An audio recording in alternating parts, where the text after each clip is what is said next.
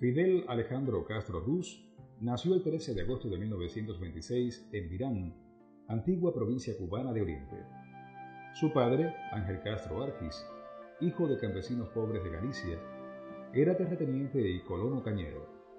Su madre, Lina Ruz González, provenía de una familia campesina de la provincia de Pinar del Río. Aprendió a leer y escribir en la Escuela Pública Rural de Virán y continuó la enseñanza primaria en los colegios católicos privados de La Salle y Dolores en la ciudad de Santiago de Cuba.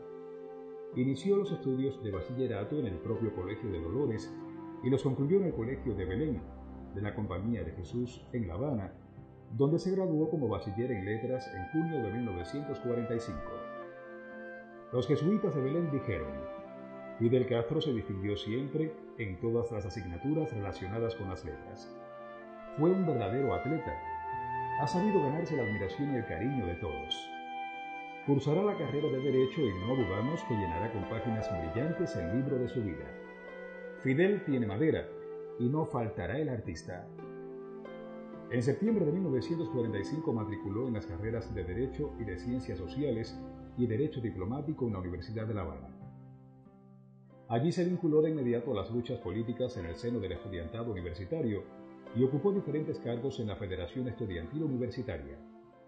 Fue miembro destacado de diversas organizaciones estudiantiles progresistas y antiimperialistas, como el Comité Pro Independencia de Puerto Rico, el Comité 30 de Septiembre, del que fue fundador, y el Comité Pro Democracia Dominicana, en el que ocupó la presidencia. Como parte de su actividad política en esos años, organizó y participó en innumerables actos de protesta y denuncia contra la situación política y social en el país.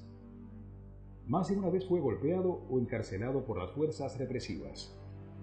Entre julio y septiembre de 1947, cuando cursaba el tercer año de la carrera, se enroló en el contingente expedicionario organizado para luchar contra el régimen del dictador dominicano Rafael Leónidas Trujillo. La expedición se entrenó en Cayo Confines. Fue ascendido a teniente, jefe de pelotón y después a jefe de una compañía de batallón. La expedición, que se trasladaba en barco, fue interceptada por una fragata de la Marina cubana. Fidel saltó al agua con su arma para no dejarse capturar. Consideró una vergüenza que la expedición terminara arrestada sin luchar. Entró en contacto con las ideas marxistas cuando era ya estudiante universitario. Simpatizante del Partido del Pueblo Cubano Ortodoxo, de tendencia progresista, participó de manera activa a partir de 1948 en las campañas políticas de ese partido y, en particular, de su principal dirigente, Eduardo Chivas. Dentro de su organización política trabajó por cultivar entre la militancia joven las posiciones más radicales y combativas. Tras la muerte de Chivas, redobló sus esfuerzos para desenmascarar la corrupción del gobierno de Carlos Frío. Después de su participación en la expedición contra Trujillo, viajó en 1948 a Venezuela, Panamá y Colombia como dirigente estudiantil, con el objetivo de organizar un Congreso Latinoamericano de Estudiantes que debía efectuarse en ese último país. Se encontraba en Bogotá cuando se produjo la rebelión popular provocada por el asesinato del líder colombiano Jorge Eliezer Gaitán en abril de ese año. Se incorpora resueltamente a esa lucha. Sobrevivió por puro azar. En marzo de 1949 encabezó una protesta frente a la misión diplomática de Estados Unidos en La Habana para expresar la indignación popular ante el irrespeto al monumento al héroe nacional de Cuba, José Martí, por parte de marines norteamericanos. Fidel se graduó como doctor en Derecho Civil y licenciado en Derecho Diplomático en 1950. Desde su bufete se dedicó fundamentalmente a la defensa de personas y sectores humildes. Al ocurrir el golpe de Estado de Fulgencio Batista, el 10 de marzo de 1952, fue de los primeros en denunciar el carácter reaccionario e ilegítimo del régimen de facto y llamar a su derrocamiento. Organizó y entrenó a un numeroso contingente de más de 1.000 jóvenes obreros, empleados y estudiantes que provenían fundamentalmente de las filas ortodoxas. Con 160 de ellos, el 26 de julio de 1953, comandó el asalto al cuartel Moncada en Santiago de Cuba y al cuartel de Bayamo, en una acción concebida como detonante de la lucha armada contra el régimen de Batista. Al fallar el factor sorpresa, no pudieron alcanzar el objetivo.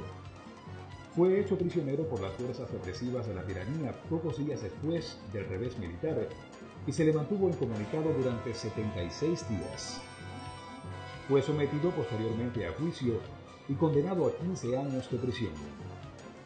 En un ambiente reservado y vigilado, asumió su autodefensa ante el tribunal que lo juzgó y pronunció el alegato conocido como "La historia me absolverá", en el que esbozaba el programa de la futura revolución en Cuba.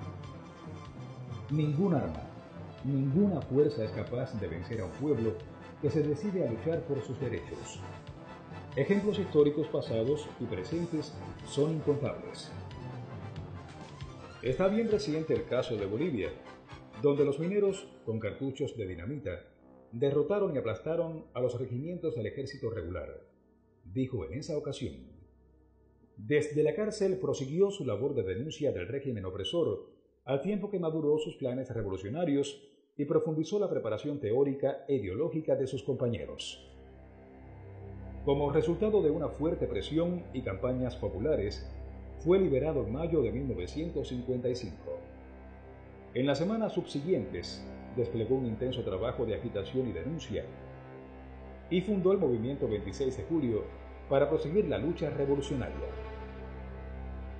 En julio de 1955, mostrada la imposibilidad de proseguir la lucha antibatistiana por medios legales, Fidel partió hacia México para organizar desde el exilio la insurrección armada.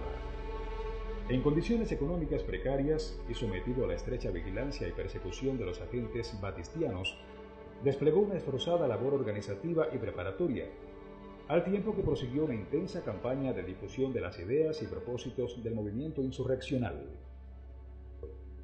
Viajó a los Estados Unidos, donde creó, junto a sus compatriotas exiliados, clubes patrióticos con el fin de conseguir apoyo político y económico para la lucha revolucionaria.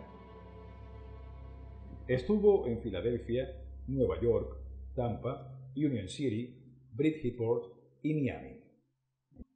Con la divisa "En 1956 seremos libres o seremos mártires", Fidel, Raúl, Juan Manuel Márquez, Ernesto Che Guevara, Camilo Cienfuegos y otros destacados revolucionarios estuvieron entrenándose con largas caminatas por las calles de la Ciudad de México, escalamiento de montañas, defensa personal, tácticas de guerrillas y prácticas de tiro. El 20 de junio de 1956, el jefe del movimiento 26 de julio, el Che y otros combatientes fueron detenidos. Las casas campamentos quedaron descubiertas y parte importante de las armas fueron incautadas.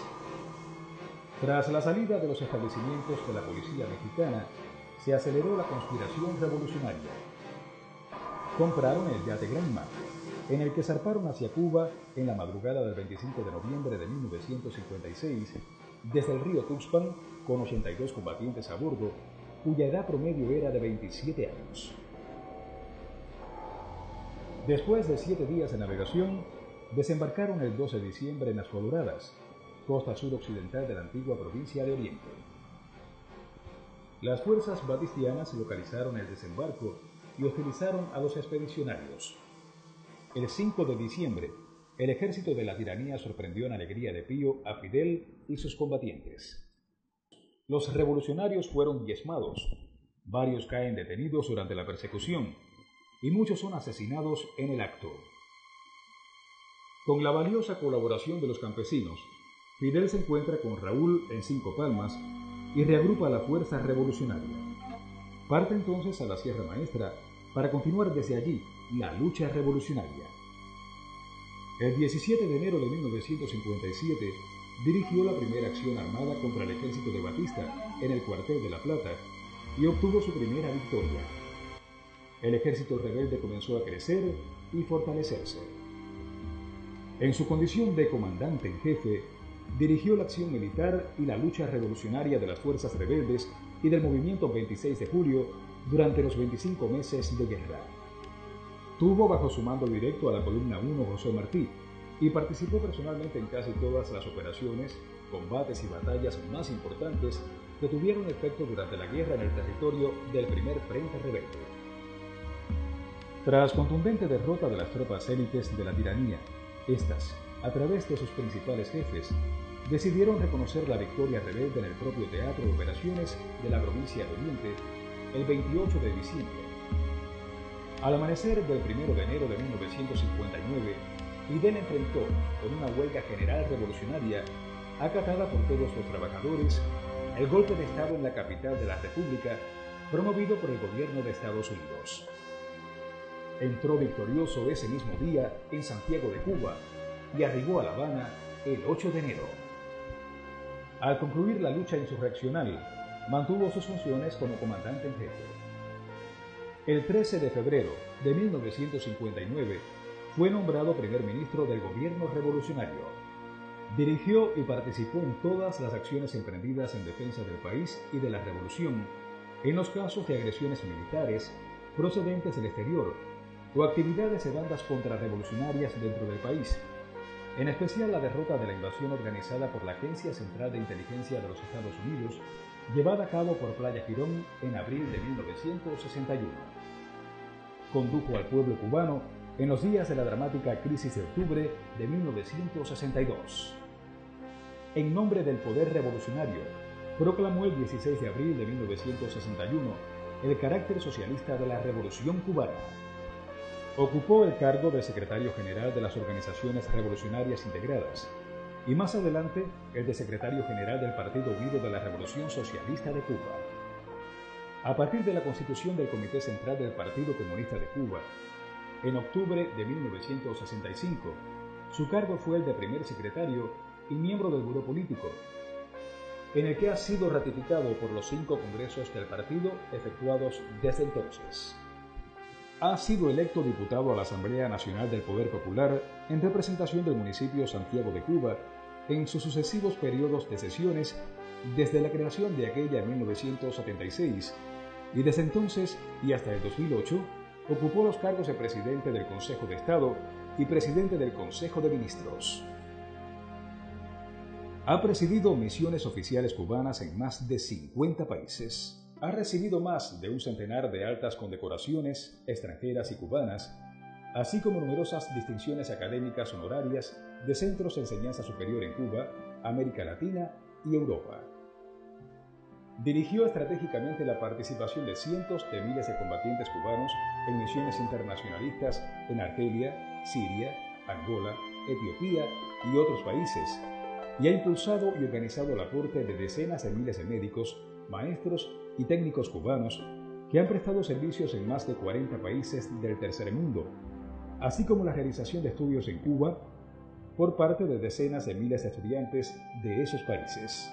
Más recientemente, ha impulsado los programas integrales de asistencia y colaboración cubana en materia de salud en numerosos países de África, América Latina y el Caribe, y la creación en Cuba de escuelas internacionales de ciencias médicas, deporte y educación física y otras disciplinas para estudiantes del tercer mundo. Ha promovido a escala mundial la batalla del tercer mundo contra el orden económico internacional vigente, en particular contra la deuda externa, el despilfarro de recursos como consecuencia de los gastos militares y la globalización neoliberal, así como los esfuerzos por la unidad y la integración de América Latina y el Caribe. Ha encabezado la acción decidida del pueblo cubano para enfrentar los efectos del bloqueo económico impuesto a Cuba por los Estados Unidos desde hace más de 50 años y las consecuencias en el plano económico del derrumbe de la comunidad socialista europea, y ha promovido el esfuerzo tenaz de los cubanos para superar las graves dificultades resultantes de estos factores, su resistencia durante el llamado periodo especial y el reinicio del crecimiento y desarrollo económico del país. A lo largo de los años de la Revolución, ha impulsado y dirigido la lucha del pueblo cubano por la consolidación del proceso revolucionario, su avance hacia el socialismo, la unidad de las fuerzas revolucionarias y de todo el pueblo, las transformaciones económicas y sociales del país, el desarrollo de la educación, la salud, el deporte, la cultura y la ciencia, la defensa, el enfrentamiento de las agresiones externas, la conducción de una activa política exterior de principios, Las acciones de solidaridad con los pueblos que luchan por la independencia y el progreso, y la profundización de la conciencia revolucionaria, internacionalista y comunista del pueblo.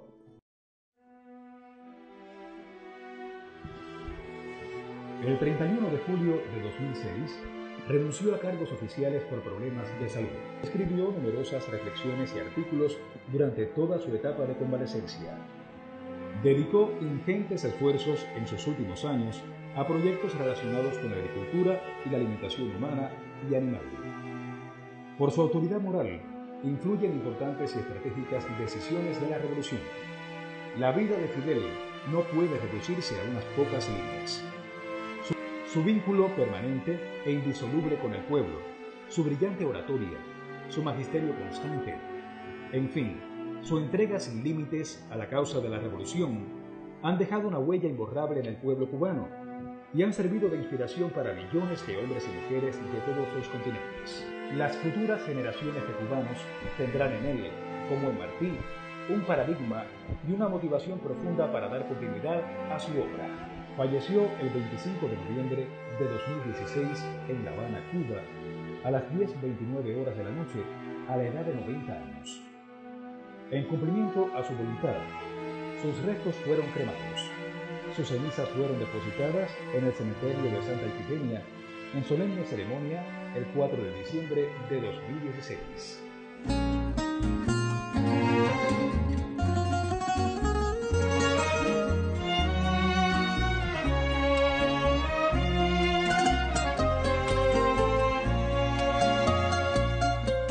Dicen que en la plaza en estos días se les ha visto cabalgar a Camilo y a Martí, y delante de la caravana, lentamente sin jinete, un caballo para ti. Vuelven las heridas que nos sanan de los hombres y mujeres que no te dejaremos ir. Hoy el corazón nos late afuera y tu pueblo, aunque le duela, no te quiere despedir. Hombre, los agradecidos te acompañan, como anhelaremos tus hazañas. Ni la muerte cree que se apoderó de ti. Hombre, aprendimos a saberte eterno, así como lo vi Jesucristo. No hay un solo altar sin una luz por ti.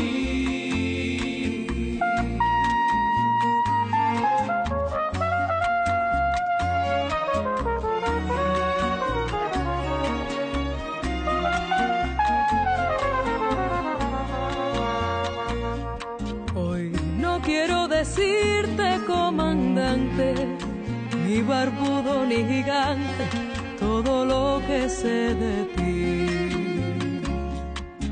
Hoy quiero gritarte, Padre mío, no te sueltes de mi mano, aún no sé andar bien sin ti.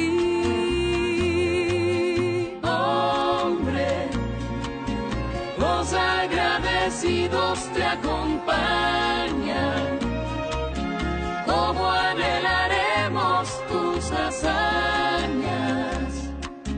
Ni la muerte cree que se apoderó de ti. Hombre, aprendimos a saberte eterno, así como lo vi Jesucristo.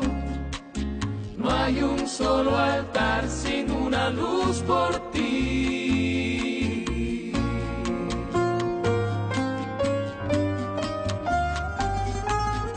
Hombre, los agradecidos te acompañan, como anhelaremos tus hazañas.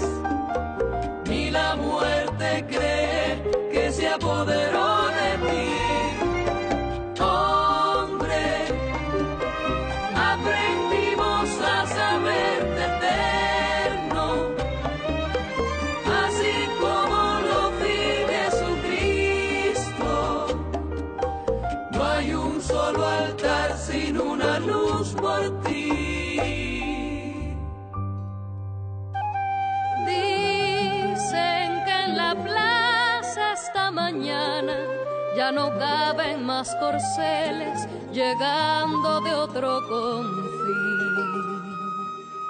Una multitud desesperada de héroes de espaldas aladas que se han dado cita aquí.